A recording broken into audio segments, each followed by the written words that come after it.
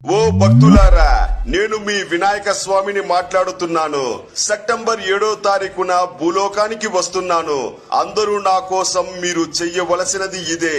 నన్ను బంకమట్టితో చేసిన ప్రతిమతో పూజించండి. ప్రకృతికి హాని కలిగించే ఎటువంటి చర్యలు తీసుకోవద్దు.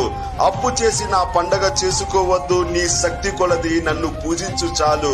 ఆ రోజున లేని వాళ్లకు, నోరు లేని మూగజీవాలకు పట్టినంత అన్నం పెట్టండి. అలాగే నా పండుగను అవ్వాతాతలతో, తల్లిదండ్రులతో, అన్నదమ్ములతో, అక్క చెల్లులతో, కుటుంబ సభ్యులతో, బంధుమిత్రులతో, తోటి వాళ్లతో కలిసి అరచెయ్యంత ప్రతిమ పెట్టి గంజి పెట్టినా నేను పరమానందంతో ఆ ఇంట కొలువు తీరుతాను. అలా కాకుండా అమ్మా నాన్నను, అన్నదమ్ములను, అక్క చెల్లులను, కుటుంబ సభ్యులను దూరం చేసి నన్ను దగ్గర చేసుకుని బంగారు విగ్రహం పెట్టి పరమాన్నం పెట్టినా నేను ఆ ఇంట కొలువు తీరను. ఆ పూజను స్వీకరించనని గుర్తించు మానవా.